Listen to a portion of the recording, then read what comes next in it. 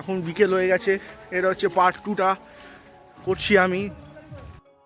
ভিডিওটা লক্ষ্য করে দেখবেন, আমি বলেছি পার্ট 1টা এখনও ছাড়িনি, কিন্তু পার্ট 1টা ওখানে নেটওয়ার্ক ভালো থাকার জন্য ছেড়ে দিয়েছিলাম, ওটাকে ইগনোর করবেন। পার্ট 1 আমি এখনও ছাড়িনি, ছেড়ে দেবো, এই ট্যুরটা শেষ হলেই ছেড়ে দেবো।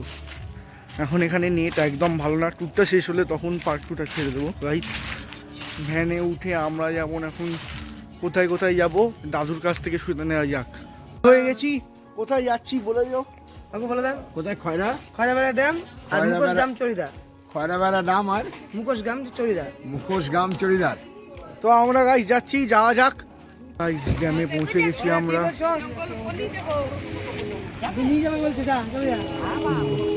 ড্যামটা গাইস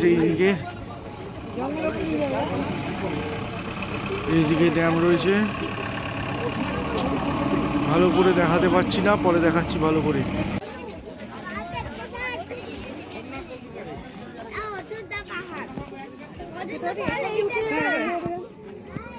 ওখানে কি বোটিং হচ্ছে?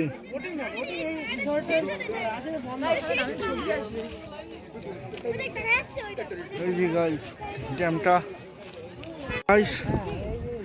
এটা দেখুন, ড্যামের দিয়ে জল যাচ্ছে,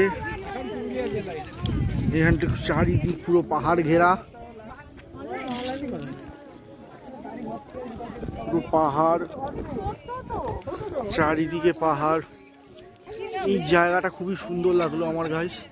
এবার আমরা যাব হচ্ছে গিয়ে মুখোশ গ্রামে, তো মুখোশ গ্রামে যাওয়া যাক।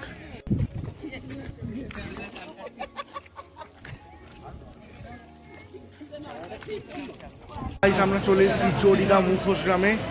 এখানে অনেক মুখোশ পাওয়া যায়, প্রচুর মার্কেট এখানে গাইস। এখানে পুরো এইদিকে মার্কেট রয়েছে,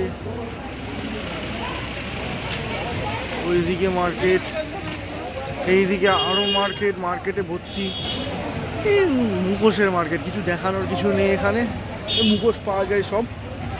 তো এটা আমি স্কিপ করে দিচ্ছি, ঠিক আছে গাইস। কি যদি কিছু কিনি তাহলে সেটা দেখিয়ে দেবো, একেবারে হোটেলে কিছু যদি হয় সেটা আবার রেকর্ড করবো, ঠিক আছে? নাহলে পার্ট 2 এখানেই শেষ করে দেবো গাইস।